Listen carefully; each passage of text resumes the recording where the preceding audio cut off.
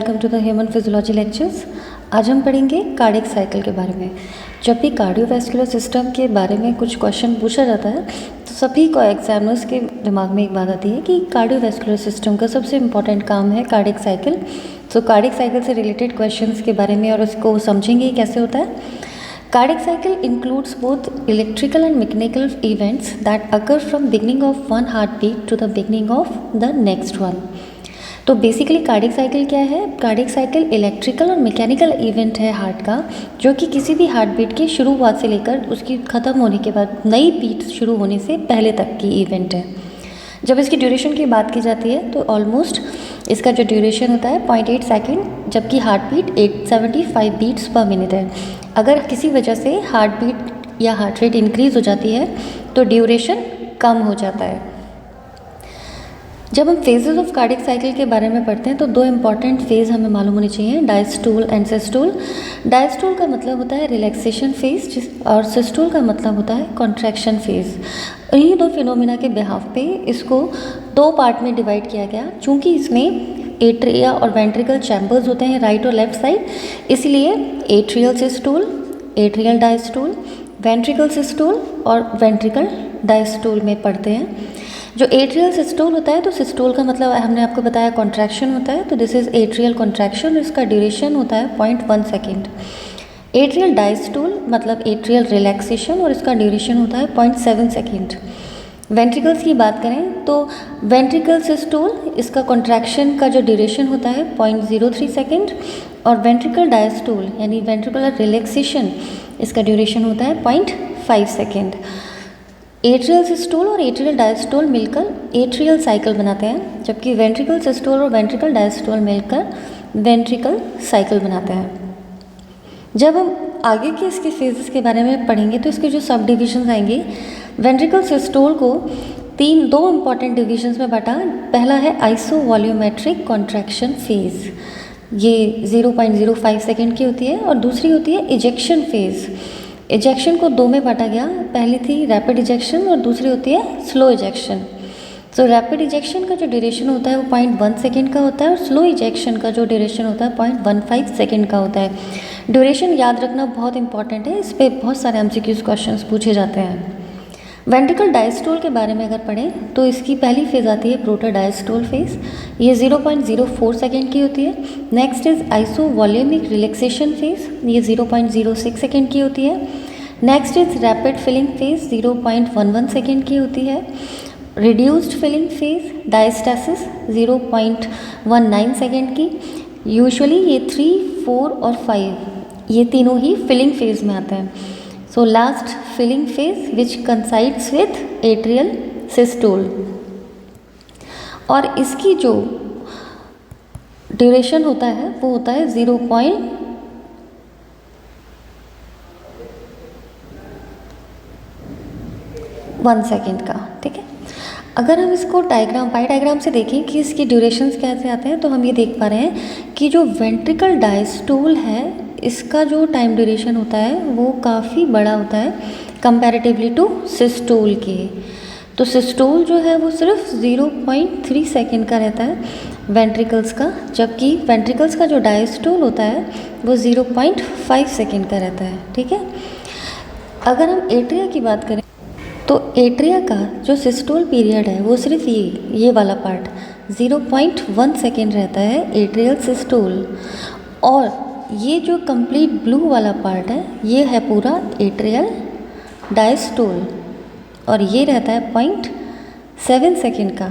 अगर हम इन्हें ऐड करें तो 0.8 सेकेंड की कार्डियक साइकिल बैठती है दोनों तरफ से, वेंट्रिकल डायस्टोल सिस्टोल और एट्रियल डायस्टोल और सिस्टोल। इसमें इवेंट्स मेंशन है कि जब वेंट्रिकल सिस्टोल होता है तो क्या क्या इवेंट्स आते हैं और वेंट्रिकल डायस्टोल होता है तो क्या इवेंट्स आते हैं, साथ में सिस्टोल के समय कौन सी इवेंट किसके साथ में मर्ज होते हैं। तो इसी को हम आगे डिस्क्राइब करते हुए पढ़ते हैं जब हम एट्रियल साइकिल के बारे में पढ़ते हैं। ठीक है, आगे मैंने इसको डायग्राम्स में भी समझाया हुआ है। तो कई बार बच्चे कंफ्यूज हो जाते हैं कि एट्रियल साइकिल में हम एट्रियल सिस्टोल और डायस्टोल के बारे में क्या लिखें। तो हमें मालूम होना चाहिए atrial systole coincides with last rapid filling phase of the ventricles. जो लास्ट रैपिड फिलिंग फेज है वेंट्रिकल्स की ये एट्रियल सिस्टोल के अंदर आती है और इसका जो ड्यूरेशन है वो 0.1 सेकेंड है। ये कब होता है? जब वेंट्रिकल्स में सिस्टोल ख़त्म हो जाता है और डायस्टोल फेज स्टार्ट होती है तो वेंट्रिकल्स क्या करते हैं? रिलैक्स करते हैं। इस समय एट्रियोवेंट्रिकुलर वॉल्व जो है वो ओपन हो जाते हैं। वेंट्रिकल्स का जो प्रेशर है वो काफ़ी गिर जाता है, 0 से अबव होता है लेकिन काफ़ी मिनिमल होता है। Blood completely flowing from great veins into the atria. Atria में ग्रेट वेन्स यानी सुपीरियर वीना केवा और इन्फीरियर वीना केवा से जो ब्लड है वो एट्रिया में, राइट एट्रियम में आ रहा होता है। और फ्रॉम एट्रिया टू वेंट्रिकल्स, तो ये तो एट्रिया का चैम्बर है लेकिन यहाँ से एवी वॉल्व्स के थ्रू ये वेंट्रिकल्स में भी आ रहा होता है। So atria and ventricles are forming a continuous cavity. तो इस हिसाब से वेन्स के थ्रू एट्रिया में ब्लड आ रहा है और एट्रिया से वेंट्रिकल्स में ब्लड आ रहा है। सो ये क्या करते हैं? इस कंटिन्यूस कैविटी बनाते हैं। अब फाइनली एट्रिया का जब कॉन्ट्रैक्शन बिगिन होता है, क्योंकि इसका जो प्रेशर है वो इंक्रीज हो जाता है, तो इंट्रा एट्रियल प्रेशर जो है 4 to 6 mmHg राइट एट्रियम में और 7 to 8 mmHg लेफ्ट एट्रियम में बढ़ जाता है। इसके साथ ही increase in left atrial pressure reflected into veins, veins में ये रिफ्लेक्ट होता है जिसे हम रिकॉर्ड करते हैं alpha wave from the jugular vein. ये MCQ क्वेश्चन पूछा जाता है। दूसरा इसमें इवेंट होता है इंक्रीज इन वेंट्रिकुलर प्रेशर, क्योंकि कंटिन्यू एट्रिया से वेंट्रिकल्स में फिलिंग हो रही होती है, तो इस कंडीशन में slightly due to pumping of blood into ventricles. तीसरा जो इसमें इवेंट आता है narrowing of origin of great veins. तो जहाँ पे जैसे ही वेसल्स ये एट्रिया कॉन्ट्रैक्ट करते हैं तो कॉन्ट्रैक्ट करने से इनके ऑरिफिसेस जो होते हैं वो नैरो हो जाते हैं, ठीक है। तो decrease in venous return, venous return अब चूँकि आ चुका है, यहाँ पे ये एट्रिया पूरा भर चुका है, तो इसमें क्या होता है? एक तो कंटिन्यू फिलिंग हो रही होती है वेंट्रिकल्स की, तो इसमें ऑरिफिसेस जो है वो स्लाइटली नैरो हो जाते हैं। चूँकि कोई भी वॉल्व प्रेजेंट नहीं होता इनके बीच में, इसीलिए कुछ ब्लड जो है एट्रिया के कॉन्ट्रैक्शन के टाइम पे पीछे की तरफ भी जाता है, from right atrium to inferior vena cava and superior vena केवा। तो एट्रियल सिस्टोल में 0.1 सेकेंड के अंदर ये 3 इवेंट जो है वो हो जाते हैं और इसका जो मेजर पोर्शन ग्रास्प किया जाता है वो होता है एट्रियल डायस्टोल के through. It coincides with ventricular systole and most ventricular diastole. तो इसमें दोनों चीज़ आती है क्योंकि ये इसके साथ में ओवरलैप होता है वेंट्रिकुलर डायस्टोल। ड्यूरेशन इसका होता है 0.7 सेकेंड। इसमें क्या होता है कि एट्रियल मसल्स जो हैं वो रिलैक्स कर रही होती हैं। क्यों? क्योंकि अब एट्रिया के सिस्टोल के बाद जो ब्लड है वो वेंट्रिकल्स में आ चुका होता है, एट्रिया का जो प्रेशर है वो डिक्रीज़ हो चुका होता है, वेंट्रिकल्स में अब धीरे धीरे प्रेशर इंक्रीज़ होना शुरू हो जाएगा। तो एट्रिया की डायस्टोल फेज में अब एट्रिया जो है वो रिलैक्स कर रहा है continuous due to continuous venous return, और जो वेन्स हैं उनसे धीमे धीमे जो है एक बार को ब्लड जो है वो आना स्टार्ट रहेगा। This causes gradually pressure rise in atria, जिसकी वजह से अब क्योंकि वीनस रिटर्न कंटिन्यूस धीरे धीरे आता जा रहा है तो अब इसके अंदर प्रेशर बढ़ना शुरू हो जाएगा लास्ट स्टेज पे, जिसमें एवी वॉल्व्स ओपन हो जाएंगे। प्रेशर एक बार को क्योंकि वेंट्रिकल्स में भी ओपन हो गए, एट्रियोवेंट्रिकुलर वॉल्व ओपन होने से जा रहा है ब्लड वेंट्रिकल्स में, तो प्रेशर एक बार 0 हो जाएगा। लेकिन उसके बाद कंटिन्यू वीनस रिटर्न की वजह से प्रेशर वापस अगेन बढ़ेगा और रेस्ट ऑफ द डायस्टोल तक वो बढ़ता ही रहेगा। अब इसी चीज़ को हम बहुत अच्छे से समझते हैं डायग्राम से। देखिए लेट डायस्टोल क्या फेज है? ये बाइकस्पिड मिट्रल एंड ट्राइकस्पिड यानी AV valves between atria and ventricles are open. ये देखिए ये और ये वॉल्व्स जो हैं जिसे हम एवी वॉल्व्स बोलते हैं, this is bicuspid and this is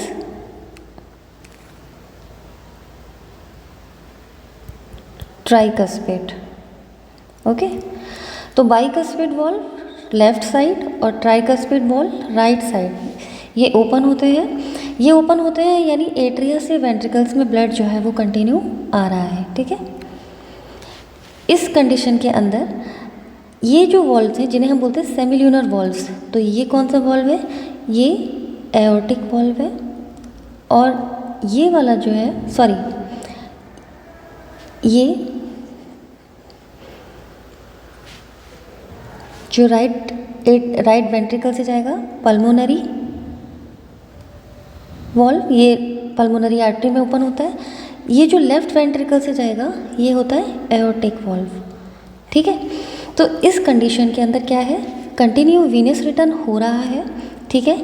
जो एट्रिया है उसमें फिलिंग हो रही है, लेकिन वेंट्रिकल्स में कंटिन्यू जो है वो ब्लड जा रहा है, जिसकी वजह से एट्रिया का प्रेशर एक बार को कम होता है, लेकिन कंटिन्यू फिलिंग की वजह से वो तब तक राइज होता है जब तक वेंट्रिकल्स के भी प्रेशर में इंक्रीज नहीं होना स्टार्ट हो जाता। तो filling atria and ventricles become distended. अब इस कंडीशन में वेंट्रिकल्स डिस्टैंडेड हो जाते हैं क्योंकि इसमें वॉल्यूम ऑफ ब्लड आ जाता है। AV valves drift towards the close position. अब इस कंडीशन में क्या होगा कि जो प्रेशर है वो इंक्रीज होना धीरे धीरे शुरू हो जाएगा, वॉल्यूम ऑफ ब्लड जो है वो इंक्रीज होने लगा। तो अब जब इस कैविटी के अंदर बहुत ज़्यादा ब्लड भरना शुरू हो गया, इकट्ठा होता जा रहा है, तो ये जो ब्लड है ये एवी वॉल्व्स को पीछे की तरफ धक्का मार के कोशिश करेगा ये बंद हो जाए। इस फ्रेज के अंदर 70% फिलिंग जो है वेंट्रिकल्स की हो जाती है। इसके बाद आती है एट्रियल सिस्टोल, लेट डायस्टोल, यानी एट्रियल डायस्टोल की वो फेज थी जिसमें 70% फिलिंग तो हो गई। अब एट्रियल सिस्टोल यानी जो प्रॉपर कॉन्ट्रैक्शन की फेज़ है उसमें सिर्फ 25% रिमेनिंग फिलिंग जो है वो रह जाती है। अब इस कंडीशन में क्या होता है कि contraction of atria propels additional 25% blood into ventricles. बचा हुआ 25% ब्लड जो है वो इसमें वापस से डाल दिया जाता है वेंट्रिकल्स में एट्रिया के थ्रू, ठीक है। अभी ब्लड के वॉल्यूम ने एवी वॉल्व्स को कोशिश की है ऊपर वापस से बल्ज करके ड्रिफ्ट करने की, क्लोज पोजीशन में लाने की, लेकिन ये जो फिनोमिना है ये कंप्लीट होती है आइसोवॉल्यूमेट्रिक कॉन्ट्रैक्शन फेज में। तो इस फेज़ के बाद ये जो एट्रियल सिस्टोल की फेज़ आई, इसमें अब क्या होगा कि contraction narrows the orifices of superior vena cava, inferior Veena cava and pulmonary veins. अब जब ये एट्रिया कॉन्ट्रैक्ट करेंगे तो कॉन्ट्रैक्ट करने से इनका जो ऑरिफिस यहाँ जो ओपनिंग है इन्फीरियर वीना केवा और सुपीरियर वीना केवा की, सुपीरियर वीना केवा और इन्फीरियर वीना केवा की, ये ऑरिफिसेस के स्पेस में कमी आ जाएगी, ठीक है। इसकी वजह से साथ में क्या होगा कि inertia of blood moving towards the heart tend to keep blood in it and regurgitation of some blood occur into these veins. तो क्योंकि इसमें ब्लड बढ़ चुका था, अब कॉन्ट्रैक्शन स्टार्ट हो गया, कॉन्ट्रैक्शन स्टार्ट हुआ तो कॉन्ट्रैक्शन की वजह से ब्लड रिमेनिंग वेंट्रिकल्स में आया, साथ ही जो सुपीरियर वीना केवा और इन्फीरियर वीना केवा है, कुछ ब्लड जो है वो इसके कॉन्ट्रैक्ट करने की वजह से पीछे की तरफ जाएगा क्योंकि इनके में वॉल्व्स प्रेजेंट नहीं होते हैं ग्रेट वेन्स में। तो दोनों साइड से जाएगा, इधर और इस राइट साइड और लेफ्ट साइड, ठीक है। पल्मोनरी वेन्स में इधर पल्मोनरी वेन्स है और इधर सुपीरियर वीना केवा और इन्फीरियर वीना केवा है। तो दोनों तरफ ये वापस की तरफ रिगर्जिटेट होगा। तो ये फिनोमिना स्पेशली होती है एट्रियल सिस्टोल में। बाकी फिलिंग की 70% फिनोमिना कंप्लीट होती है लेट डायस्टोल फेज में। नेक्स्ट आता है आइसोवॉल्यूमेट्रिक कॉन्ट्रैक्शन। अब यहाँ से वेंट्रिकुलर साइकिल स्टार्ट हो जाती है। तो वेंट्रिकुलर साइकिल में क्या होगा, आइसोमेट्रिक वेंट्रिकुलर कॉन्ट्रैक्शन ये 0.05 सेकेंड की होती है। शुरुआत से इसमें क्या होता है, हम पढ़ चुके हैं कि वेंट्रिकल्स में ब्लड आ चुका है। वेंट्रिकल्स का ब्लड जो है वो एवी वॉल्व्स को ऊपर की तरफ ड्रिफ्ट कर रहा है। इनिशिएशन ऑफ वेंट्रिकल कॉन्ट्रैक्शन की फेज में ventricular pressure exceeds atrial pressure very rapidly. चूँकि इस फेज़ में 7 to 8 mmHg left side atria का था, 7 to 8 mmHg इस समय वेंट्रिकल्स का था लेफ्ट साइड, और 4 to 6 mmHg right side atria का था, और 6 to 7 mmHg लेफ्ट साइड जो है वो राइट साइड जो है वो वेंट्रिकल्स का प्रेशर था। जस्ट इसके बाद वाली इस फेज़ के अंदर ये प्रेशर एक्सीड होने लग जाता है, और ये प्रेशर एक्सीड होने लग जाता है। एवी वॉल्व्स जो हैं, ये जो एवी वॉल्व्स हैं जो कि ऊपर की तरफ इस फेज़ में ड्रिफ्ट होने शुरू हुए थे, ये क्लोज हो जाते हैं। तो यहाँ पे क्या होगा, एवी वॉल्व्स क्लोज हो गए। तो क्लोज हो जाने से जब एवी वॉल्व क्लोज होते हैं तो फर्स्ट हार्ट साउंड प्रोड्यूस होता है। ये पूछा जाता है किस इवेंट में फर्स्ट हार्ट साउंड प्रेजेंट होता है, when closure of AV valves, और वो कब होंगे, आइसोवॉल्यूमेट्रिक कॉन्ट्रैक्शन फेज में।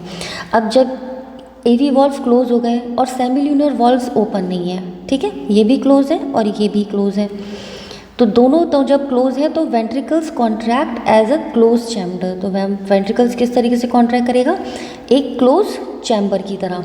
इस कंडीशन में क्या होगा, वेंट्रिकल्स का जो प्रेशर है रैपिडली इंक्रीज करेगा from the level of aorta और pulmonary artery, but the volume of blood does not change. Volume क्यों नहीं चेंज होगी, क्योंकि कोई वॉल्व ओपन नहीं है, तो ना तो ब्लड बाहर से अंदर आ रहा है ना ही अंदर से बाहर जा रहा है, इसीलिए इसे आइसोमेट्रिक वेंट्रिकुलर कॉन्ट्रैक्शन फेज कहते हैं।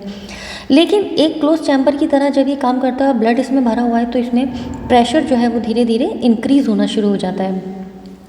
Bulging of AV valves into atria produce a rise in intra-atrial pressure that is called C wave। चूँकि ऊपर की तरफ AV valves बल्ज होना स्टार्ट हुए थे, क्योंकि वेंट्रिकल्स का जो प्रेशर था वो इन AV valves को या एट्रियोवेंट्रिकुलर valves को क्लोज करना चाह रहे हैं, तो इस कंडीशन में क्या होगा, ये पीछे की तरफ जाएंगे, बल्जिंग होगी इनकी पीछे की तरफ। तो जब ये बल्जिंग होगी, ये पीछे की तरफ जाएंगे, तो इंट्रा एट्रियल प्रेशर जो है वो बढ़ जाएगा, उसमें थोड़ी सी स्लाइटली जो है रैपिडली, बहुत कम टाइम के लिए ही सही, लेकिन वो इंक्रीज प्रेशर आएगा, और जो कि इंट्रा एट्रियल प्रेशर में जो एट्रियल प्रेशर कर्व है उसमें सी वेव को डिनोट करेगा। तो सी वेव को कौन डिनोट करता है, जब एवी वॉल्व्स की बल्जिंग होती है आइसोमेट्रिक वेंट्रिकुलर कॉन्ट्रैक्शन फेज में, जिसकी वजह से इंट्रा एट्रियल प्रेशर जो है वो स्लाइटली रैपिडली बढ़ता है, लेकिन बहुत ही शॉर्ट टाइम के लिए बढ़ता है। ठीक है, नेक्स्ट इसके बाद फेज़ आती है वेंट्रिकुलर इजेक्शन फेज़। ये आइसोमेट्रिक कॉन्ट्रैक्शन फेज़ थी, इसमें कॉन्ट्रैक्शन होना स्टार्ट हुआ था। फाइनल जो प्रॉपर कॉन्ट्रैक्शन है वो वेंट्रिकुलर इजेक्शन फेज़ में होगा। लेफ्ट वेंट्रिकल प्रेशर जो है 120 mmHg और राइट में 25 mmHg रहेगा। इसमें सेमिल्यूनर वॉल्व्स जो है अब ओपन हो जाएंगे। ये देखिए सेमिल्यूनर वॉल्व्स ओपन हो गए। ठीक है, तो ये है अपनी राइट से पल्मोनरी आर्टरी, यहाँ से ब्लड पल्मोनरी आर्टरी में जाएगा और यहाँ से ब्लड जो है वो एओर्टा में जाएगा। ठीक है, ओके। अब सेमिल्यूनर वॉल्व्स में इसमें जो इजेक्शन फेज़ है उसको हमने दो में इसको समझ सकते हैं। पहली होती है रैपिड इजेक्शन, दूसरी होती है स्लो इजेक्शन। जो रैपिड इजेक्शन फेज़ होती है उस इजेक्शन फेज़ में 75% ब्लड जो है वो इजेक्ट हो जाता है रैपिड में, और स्लो इजेक्शन इसके बाद आती है जिसमें रिमेनिंग 20% जो ब्लड है वो स्लो इजेक्शन में। तो रैपिड में 75% इजेक्शन हो जाता है और स्लो में बचा हुआ 15 से 20% ब्लड जो है वो इजेक्ट हो जाता है। इसमें एक इम्पॉर्टेंट फिनोमिना है जो याद रखनी चाहिए कि right ventricular ejection begins before left and continue even after left ventricle ejection is complete. ये जो राइट वेंट्रिकल का इजेक्शन है ये पहले शुरू हो जाता है लेफ्ट वेंट्रिकल के इजेक्शन से, और ये कंटिन्यू रहता है तब तक जब तक कि लेफ़्ट वेंट्रिकल का इजेक्शन कंप्लीट हो जाता है, उसके बाद तक भी ये राइट वेंट्रिकल का इजेक्शन फेज़ जो है वो कंटिन्यू रहता है। तो ये एक इम्पॉर्टेंट फिनोमेना याद रखिए। अब जब रैपिड इजेक्शन और स्लो इजेक्शन की जब हमने बात की कि सेमिल्यूनर वॉल्व्स ओपन हुए तो रैपिड इजेक्शन हुआ, स्लो इजेक्शन हुआ, intra ventricular pressure starts decline and falls slightly lower than aorta. तो पहले रैपिड इजेक्शन आया, फिर स्लो इजेक्शन आया, और उसके बाद वेंट्रिकल का जो प्रेशर है वो धीरे धीरे कम होने लगा और falls rapidly lower than aorta की। यानी जब वेंट्रिकल का प्रेशर 120 mmHg था और एओर्टा का प्रेशर जब 80 mmHg था, तो इजेक्शन फेज़ में 40 mmHg की प्रेशर ग्रेडियंट जो बनी, जिसकी वजह से वेंट्रिकल से इजेक्शन होके ब्लड जो है वो एओर्टा या पल्मोनरी आर्टरी में आया। अब जैसे ही ये कंप्लीट होता है, ब्लड इजेक्ट हो जाता है, तो वेंट्रिकल्स का जो प्रेशर है वो डिक्लाइन होने लगता है और एओर्टा का प्रेशर जो है वो मैक्सिमम हो जाता है 120 mmHg के आसपास, और वेंट्रिकल का प्रेशर 80 पे आ जाता है और धीमे धीमे उसके बाद ये लोअर कम होना शुरू हो जाता है जैसे ही कि जितने अमाउंट में स्लो इजेक्शन फेज़ कंप्लीट होती है। इसमें जो वॉल्यूम चेंजेस आते हैं उसे एक बार हम पढ़ते हैं कि एंड डायस्टोलिक वॉल्यूम किसे कहते हैं।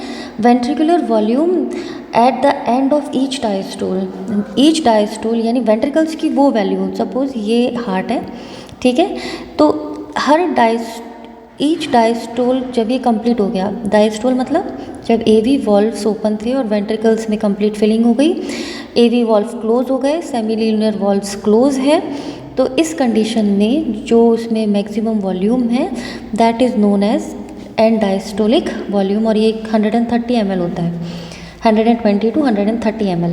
स्ट्रोक वॉल्यूम की बात करें तो blood is ejected out by each ventricle during systole, तो ये होता है 80 ml।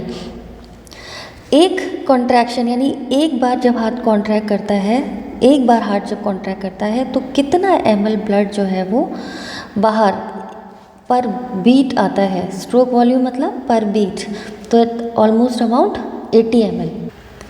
सिस्टोल के बाद कंप्लीट जब सिस्टोल हो जाता है तो ब्लड जो है वो इजेक्ट होकर एओर्टा में आ जाता है, फिर भी उसमें कुछ रिमेनिंग अमाउंट ऑफ ब्लड रह जाता है जिसे हम बोलते हैं एंड सिस्टोलिक वॉल्यूम, और तकरीबन ये अमाउंट 50 ml के बराबर होता है, जो कि दोनों ventricles blood volume in left in each ventricle eight the end of systole. Ventricle contraction की फेज़ के बाद वो अमाउंट ब्लड जो कि वेंट्रिकल्स में बचा रह जाता है। तो ये कंप्लीट था वेंट्रिकुलर सिस्टोल का फेज़। अब इम्पॉर्टेंट फेज़ आता है वेंट्रिकुलर डायस्टोल फेज़। इसमें 3 फेज़ आती हैं, प्रोटोडायस्टोल फेज़, आइसोवॉल्यूमिक रिलैक्सेशन फेज़ और फिलिंग फेज़।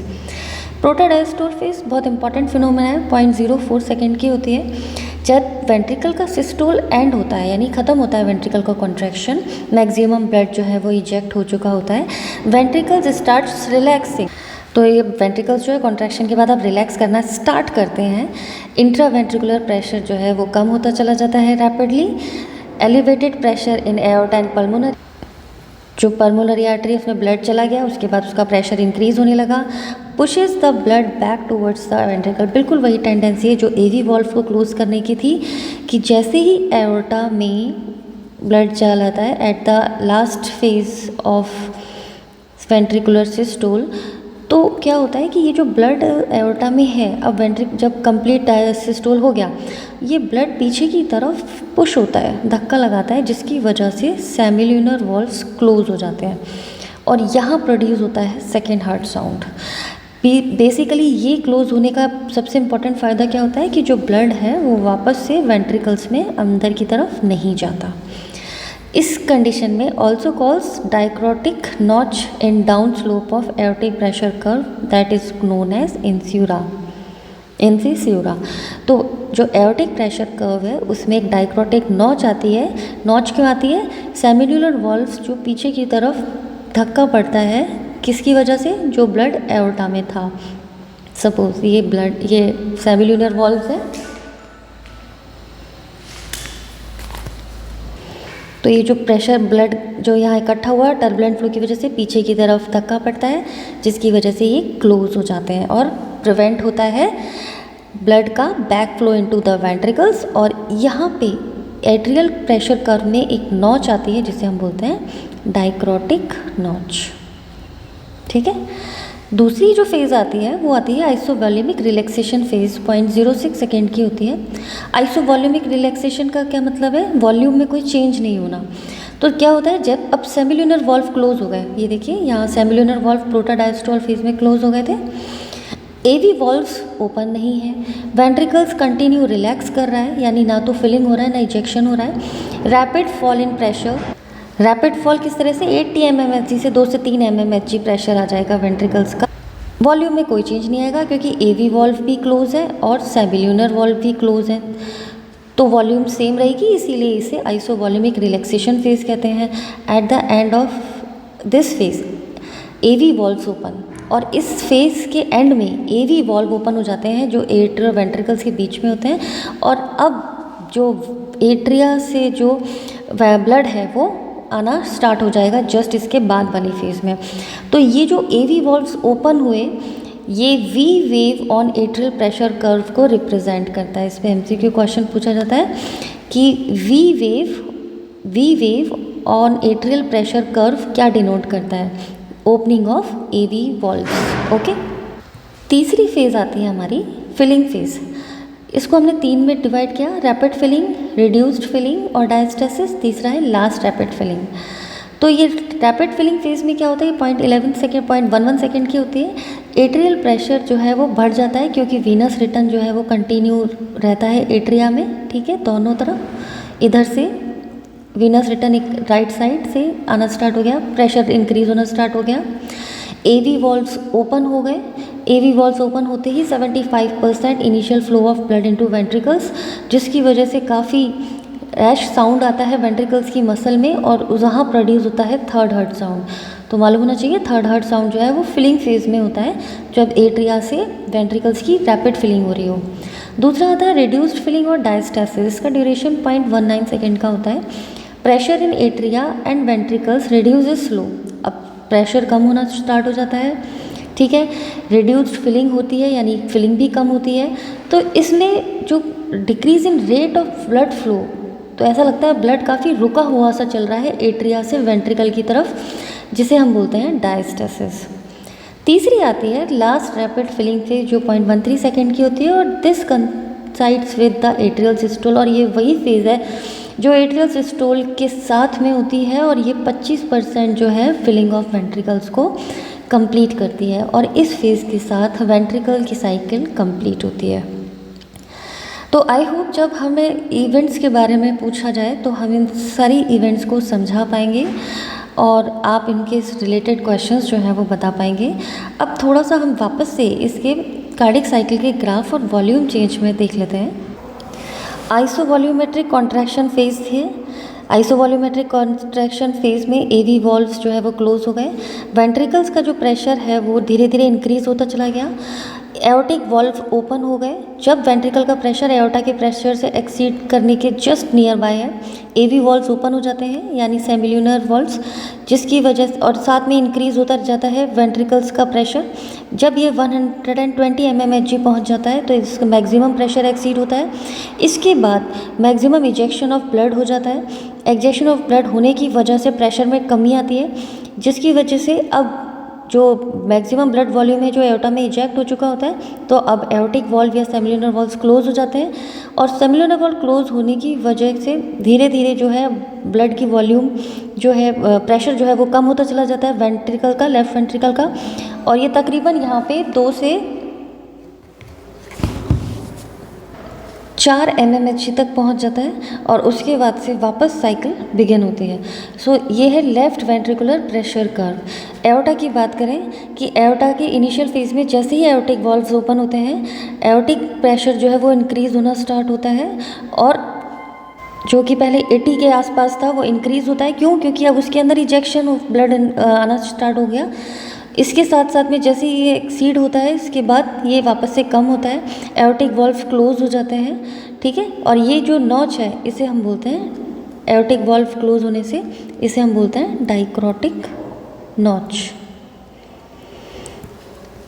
अब इसी के साथ में अगर वॉल्यूम को देखा जाए तो जब इनिशियल वेंट्रिकुलर कॉन्ट्रैक्शन की तो 130 mmHg था इसके अंदर ml। जैसे ही इजेक्शन फेज का रैपिड इजेक्शन फेज आया, ब्लड जो है वो बाहर इजेक्ट हुआ तो वॉल्यूम कम होती चली गई।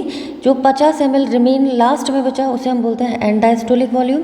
जो मैक्सिमम वॉल्यूम थी eight the end of the diastole that is 130 mmHg, वो थी किस फेज में? डायस्टोल की एंड फेज में। सो ये प्रेशर और ये volume changes during cardiac cycle. I hope session आपको समझ में आया हो, कार्डिक साइकिल से रिलेटेड क्वेश्चन के आंसर आप दे पाएँ। अगर आपको लेसन अच्छा लगा हो तो please like and subscribe my channel. Wish you all the best, good luck.